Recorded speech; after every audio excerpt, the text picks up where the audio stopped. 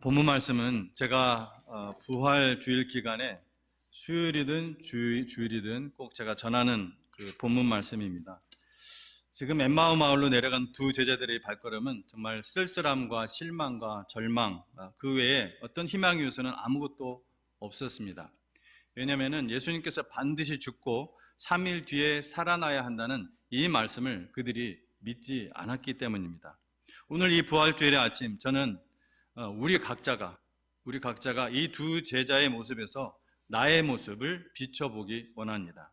이미 예수님은 부활하셨지만 우리가 때로는 양 어깨에 힘이 쭉 빠져서 현실을 사는 내 모습, 그 모습을 우리가 비춰보자는 말입니다.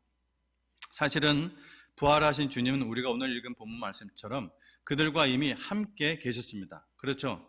그들과 함께 걷고 있었고 심지어 대화도 나누고 있었습니다.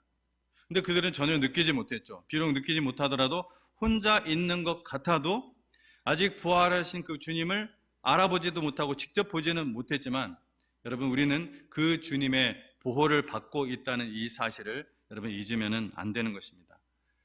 이 두 제자는 부활의 주님이 내내 함께 계셨는데도 부활의 주님을 발견하지 못했습니다.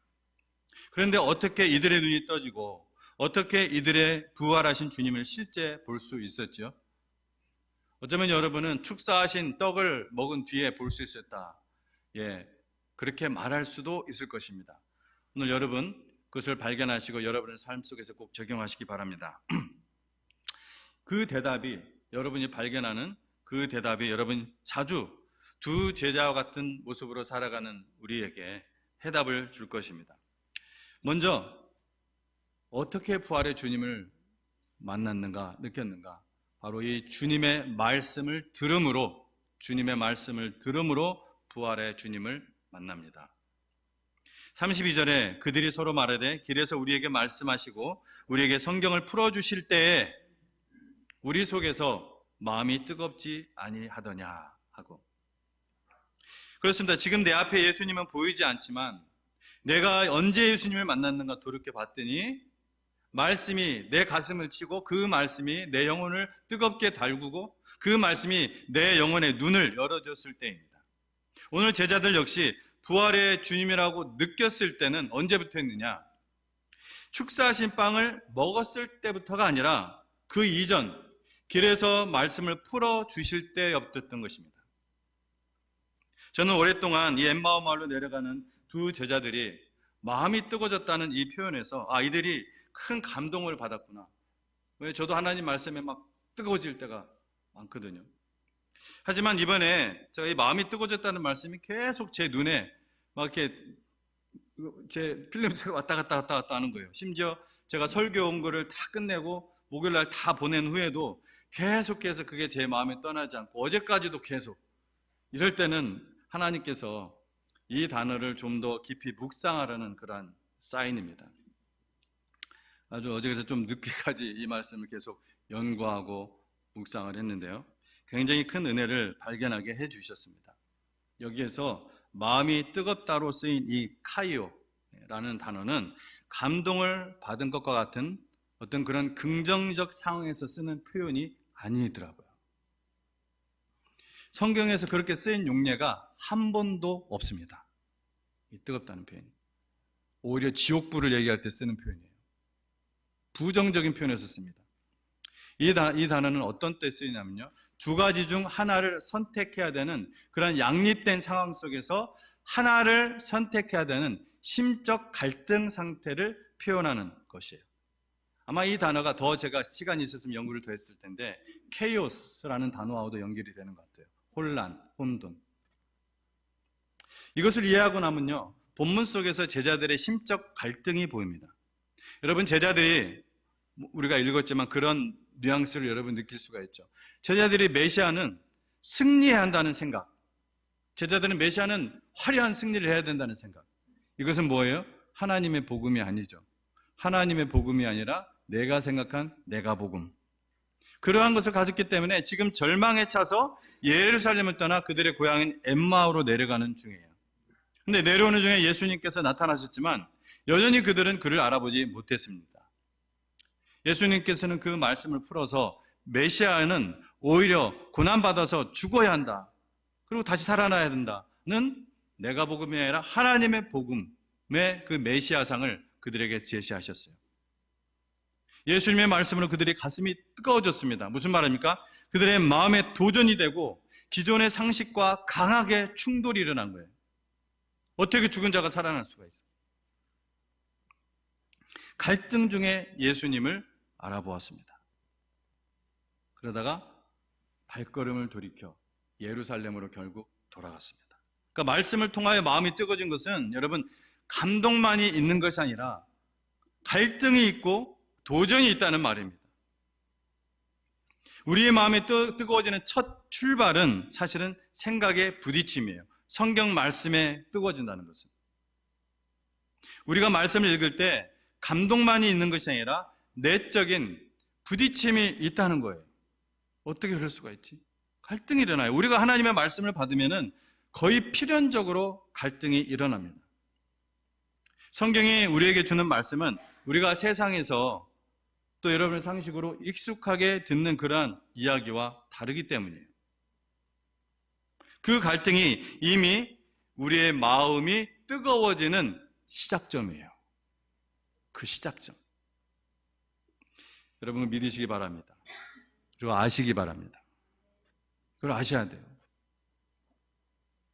이거 모르면요 믿음이 자라지가 않습니다. 결코 안 자랍니다. 갈등이 없는 신자는 결코 자라지 않습니다. 누가복음 24장 32절에 마음이 뜨거워지다 이 표현은 마음에서 일어나는 갈등으로부터 이제 확신과 기쁨으로 나아가는 전 과정을 한 단어로 표현한 거예요.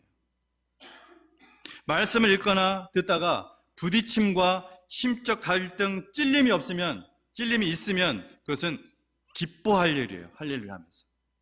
그런 경험을 해본 분들은. 문제는 오히려 말씀 앞에서 아무 갈등과 도전도 없이 듣는 사람들이에요.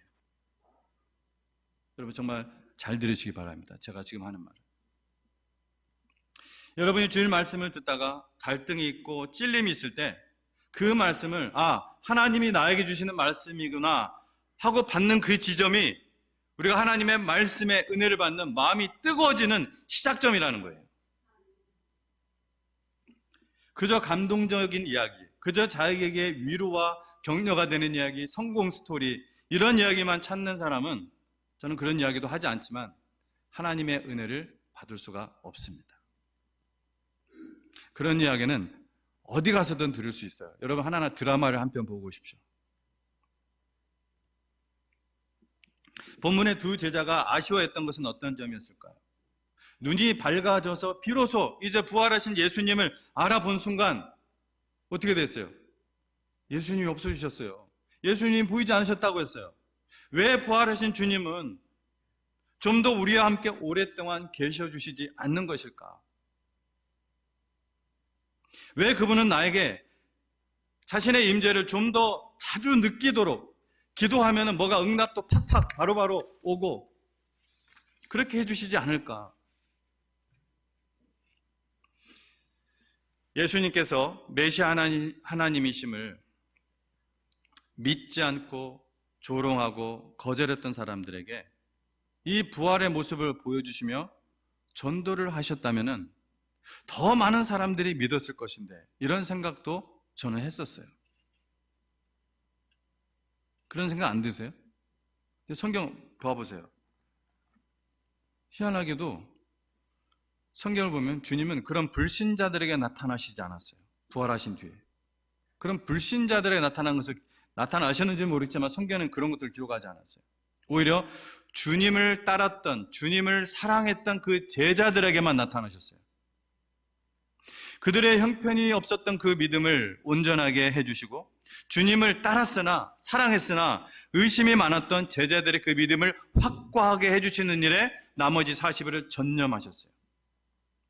그리고 40일 동안 그 제자들에게 하나님의 나라에 대해서 집중적으로 가르치셨습니다. 누구에게요? 주님의 제자들에게. 전도하러 돌아다니지 않으셨습니다. 맘 같아서는 예수님을 십자가에 못 박으라고 외쳤던 군중들이나 그 모든 것을 주도했던 제사장들, 서기관들, 그리고 빌라도에게 천군 천사를 막 이끌고 나타나셨으면 속 시원했을 텐데, 그들도 와, 정말 메시아였구나 믿었을 것 같은데, 그들에게는 아예 보여주시지도 않으셨어요. 왜 그러셨을까요? 이 문제에 대한 대답은 도마에게 하신 말씀이 그 답입니다. 나를 본고로 믿느냐? 보지 않고 믿는 자들은 복되도다. 보지 않고 뭘 믿는다는 거예요? 성경 말씀을. 보지 않고 믿는 자들은 복되도다. 어차피 주님은 승천하셔야 됩니다. 하나님의 계획대로. 그래야 성령님이 내려오시기 때문에. 예수님의 육체는, 이 바디는 이 시간과 공간을 초월하실 수가 없어요. 그분은 갈릴리나 유대 땅에 머물러 계실 분이 아니었습니다. 그분은 온 세계에 이 복음이 되어야 되었습니다. 그런데 예수님을 실제로 보고, 눈으로 보고 믿으려는 사람은 계속해서 자기 앞에 예수님이 보여야만 믿으려 할 것입니다. 그런 사람의 믿음은 예수님이 보이지 않으면, 그리고 계속해서 무언가 보지 않으면은 얼마 안 가 식을 것입니다. 그러므로 말씀을 믿어야 됐습니다. 보지 않고도 믿어야 했습니다. 믿음은 오직 주의 말씀에 뿌리를 낼 때 시작이 되고, 말씀을 따라갈 때 인도함을 받고 계속 성장할 수가 있습니다. 예수님이 우리 눈에 보이지 않는다고 해서, 부활하신 주님이 다시 나타나지 않는다고 해서 부활이 부정되는 것은 아닙니다. 보다 많은 사람이 구원받아야 했어요. 땅끝까지 주님의 이름이 증거되어야 됐습니다. 그러기 위해서는 보이지 않더라도 그분의 살아계심과 이 부활을 믿게 해야만 됐어요. 뭘 통해서요? 성령의 권능을 통해, 말씀의 역사를 통해. 육체로 보이는 것은 잠깐이지만 여러분, 말씀으로 인격적으로 마음에 모이시는 것은 이건 영원하기 때문에 그렇습니다. 믿음은 바라는 것들의 실상이요, 보이지 않는 것들의 증거라 하였습니다. 두 번째, 첫 번째는 주의 말씀으로 우리가 주님을 만난다. 두 번째, 함께 떡을 뗄 때 부활의 주님을 만납니다. 본문 30절에서 31절 제가 읽습니다. 그들과 함께 음식 잡수실 때 떡을 가지사 축사하시고 떼어 그들에게 주시니 그들의 눈이 밝아져 그인 줄 알아보더니.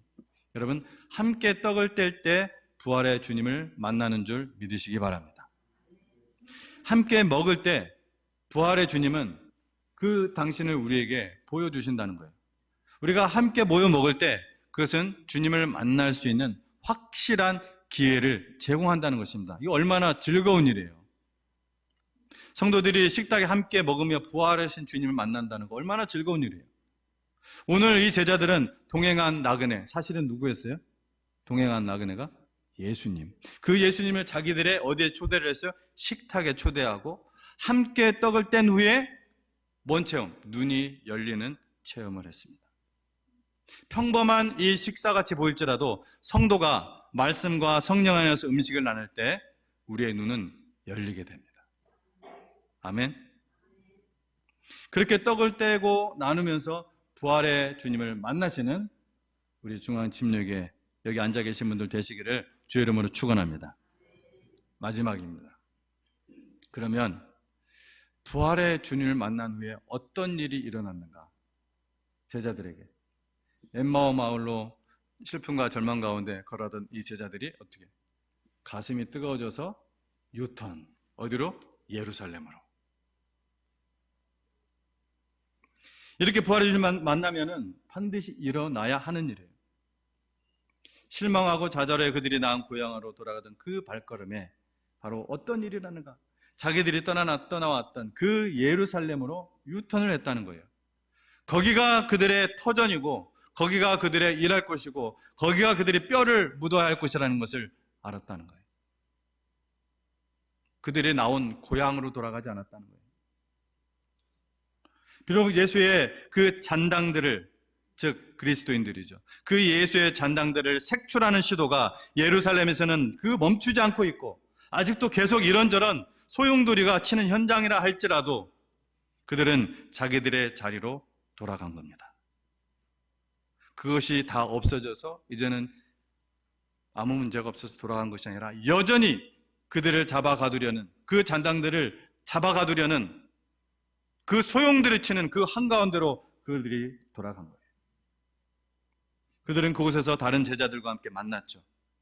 그래서 예수님의 부활을 나누었어요. 예수님의 부활을 서로 막 나누면서 놀라운 그러한 간증들을 나눈 거예요. 제가 확신하건대 이름은 안 나왔지만 그 일 후에 얼마 안 가 일어난 뭐가 일어나요? 마가다락방의 성령 체험, 오순절에 반드시 그들은 거기에 있었을 것입니다. 그 주인공 중에 한 명이었을 거예요. 여러분, 오늘 우리에게도 그런 삶의 전환이 필요합니다. 부활의 주님을 확실히 만난 제자는 반드시 유턴하게 되었습니다. 엠마오 고향으로 돌아가던 이 두 제자들에게 있었던 일을 여러분 가슴에 늘 담아두시기 바랍니다. 저는 이 말씀을 늘 가슴에 담아둬요. 저는 너무나 이 장면이 너무나 제 신앙생활에 큰 역할을 감당해주는 말씀입니다. 여러분, 주님은 우리가 그 가는 길을 혼자 두시지 않습니다. 보이지 않을지라도 늘 우리와 동행하고 계신다는 것을 여러분 기억하시기 바랍니다. 늘 하나님의 사람들과 같이 걷고 우리에게 무언가 말씀을 하고 계신다는 것을 기억하시기 바랍니다. 제자들이 실제 주님을 만난 곳은 어디였어요?